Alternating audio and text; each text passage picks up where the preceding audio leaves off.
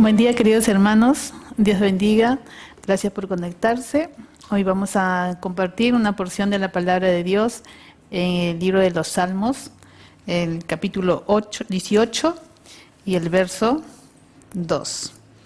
Salmos 18:2 dice: Jehová, roca mía y castillo mío y mi libertador. Dios mío, fortaleza mía, en Él confiaré, mi escudo y la fuerza de mi salvación, mi alto refugio. El Salmo 18 es el salmo escrito por David, es un salmo de acción de gracias, en el cual Dios había librado a David de sus enemigos y de Saúl. Acuérdense que Saúl perseguía a David para poder matarlo, pero Dios guardó la vida de David y este salmo muestra el agradecimiento de David. Vemos aquí a David cuando dice: el Señor es mi roca, mi amparo, mi libertador. Eres mi Dios, el peñasco en que me refugio. En otra versión, mi alto refugio. Entonces, David está expresando aquí un corazón agradecido por todo lo que Dios lo había librado. Dios tiene el derecho y la expectativa de que el hombre le dé gracias, no solo por el hecho, sino por lo que va a hacer. Gracias por lo que vendrá, sea bueno o malo a la perspectiva humana. Todos debemos reconocer que nada es merecido. Entonces, este salmo expresa el agradecimiento. Mira, le había librado debía ser perseguido, y él expresa su gratitud. Entonces, hoy en día nosotros vivimos probablemente en una generación con el más fuerte sentido de derecho de individualismo, ¿no? Basamos nuestros deseos, reclamos y peticiones en cierto sentido de derecho y expectativa. Y aquí hay que tener mucho cuidado, porque muchas veces en nosotros hay una falta de acción de gracias para con Dios. ¿Y por qué a veces no hay un corazón agradecido? Quizás por los momentos difíciles, las pruebas, enfermedades, escasez que pueda estar pasando en este momento, y eso provoca a nosotros esa ingratitud hacia Dios. Ya no recordamos de las cosas que Dios nos ha ayudado, nos ha bendecido, nos ha ayudado. Pero sin embargo, en nuestra memoria, ¿qué es lo que más predomina? ¿No? Hay dolor por las cosas que pasamos. ¿Y qué hacemos frente a esto? ¿Cómo nosotros vamos a responder cuando Dios quiere que nosotros seamos agradecidos? Ahora, no solamente es agradecido por las cosas buenas, sino en este momento, por los tiempos malos, tenemos que aprender a ser agradecidos. ¿Ustedes se imaginan a David el ser perseguido por su enemigo? Él nunca perdió su fe, su confianza en Dios. Porque cuando él expresa, él dice: te amo, Jehová, fortaleza mía, Jehová, roca mía, castillo mío y mi libertador. Aún en esa circunstancia difícil, él era agradecido a Dios. Y cuando él es liberado de la mano de su enemigo Saúl, él sigue agradeciendo a Dios. Ahora, hay que tener mucho cuidado con la falta de acción de gracias. Diariamente nosotros tenemos que recordar que debemos dar gracias por aquellas cosas que en su momento fueron esperanza y suspiros que se han vuelto realidades, y otras que permanecen en el futuro. Quedan plasmadas en la seguridad de que la voluntad de Dios será cumplida, y esa voluntad será buena, agradable y perfecta. Eso lo dice en Romanos capítulo 12, 1 al 2. La voluntad de Dios es buena, agradable y perfecta. Pero para apreciar esa voluntad perfecta, con el mismo agradecimiento del salmista, es necesario un cambio de perspectiva. Ahora vemos aquí en el Salmo 18, David inicia con acción de gracias por las generalidades con una actitud intencional y humilde. Él reconoce lo inmerecido del favor y la gracia de Dios para con él. Él expresa, cuando uno comienza a leer todo el Salmo 18, vemos su expresión de lo que Dios había hecho en él. Entonces David dice, progresa en su declaración y mirar hacia atrás y recordar esos tiempos en los cuales el favor de Dios y su misericordia lo alcanzaron. Y a menudo no se siente así cuando esperamos, porque la providencia de Dios se entiende con lentes retroactivos. Cuando Dios actúa y orquesta situaciones, a menudo es hasta que miramos retroactivamente que podemos ver cómo lo que se piensa para mal, Dios es capaz de orquestarlo para bien. ¿Cómo era? Vemos el ejemplo también de José. José dice en Génesis capítulo 50, el 20, verso 20 dice, vosotros pensasteis mal contra mí, mas Dios lo encaminó para bien, por hacer lo que vemos hoy, para mantener en vida mucho pueblo. Esta expresión es de José, cuando todo lo que él había pasado, ¿no?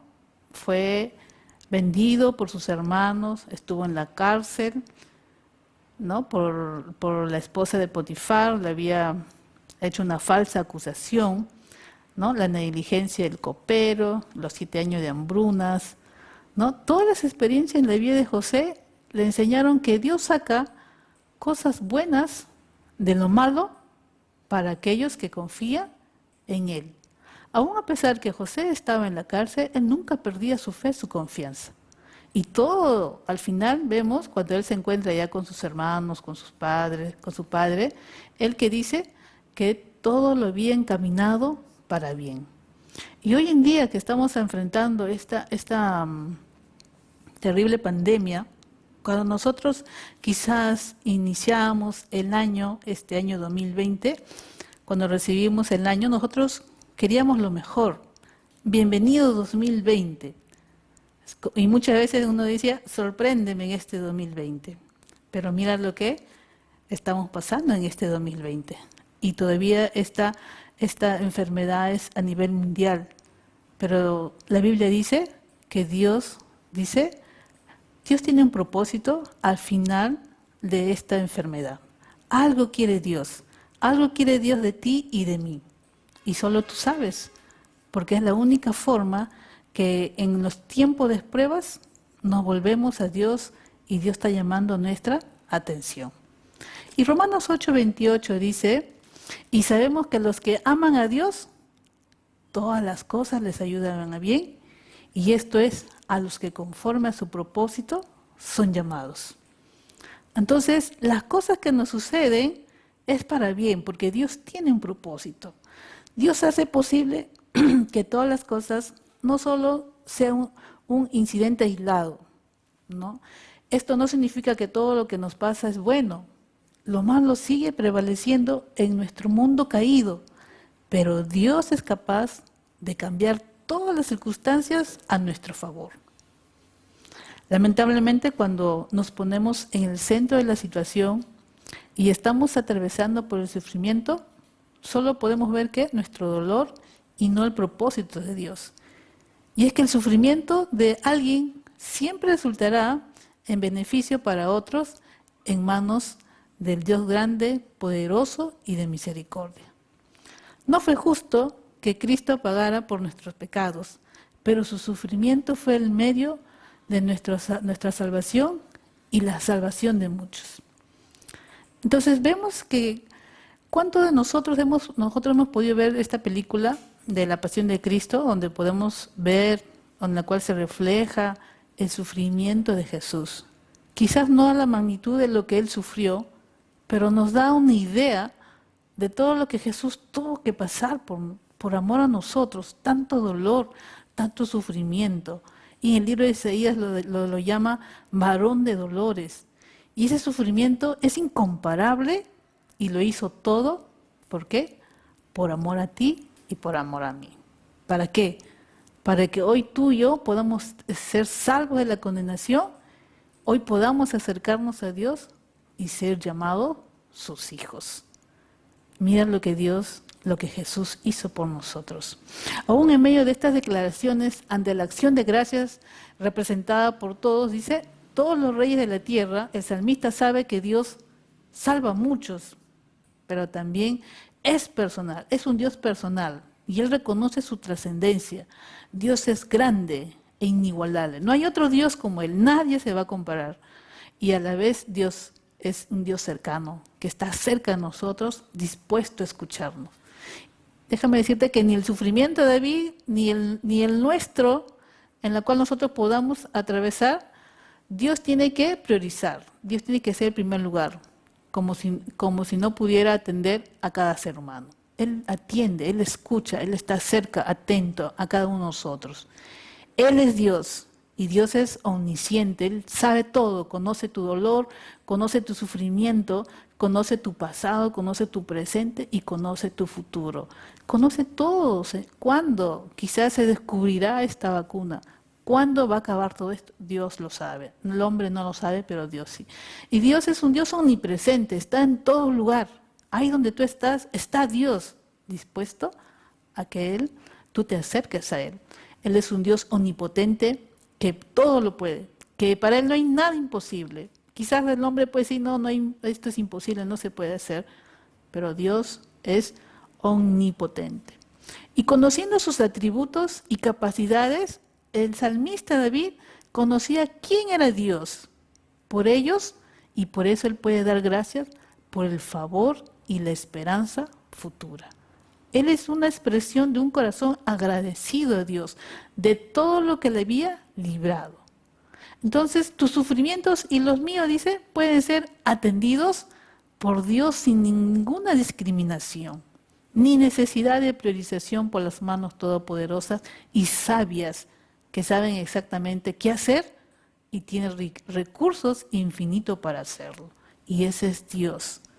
Ni la pandemia que en este tiempo enfrentamos, este enemigo invisible, ni el cáncer, ni el luto, ni la incertidumbre, ni los riesgos, ni la economía, ni las limitaciones, ni el cansancio que podamos experimentar, evitarán que Dios cumpla su propósito en nosotros. Porque Dios no ha abandonado y nunca abandonará la obra de sus manos. En esto podamos estar tranquilos y tener esta esperanza. Recuerde que Dios es nuestra fortaleza. Lo expresaba David. El Dios es nuestra roca, que nada vamos a ser movidos, ni por esta enfermedad, nada.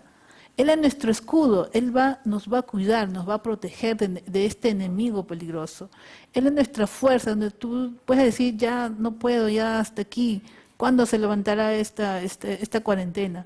Dios es nuestra fuerza, mi alto refugio, que está por encima de cualquier enemigo. Por eso, hermanos, tenemos que confiar en Dios. Y en este tiempo, ser un cristiano, un hijo de Dios agradecido por lo que Dios ha hecho, por lo que está haciendo y por lo que hará. Dios le bendiga a cada uno de ustedes, queridos hermanos.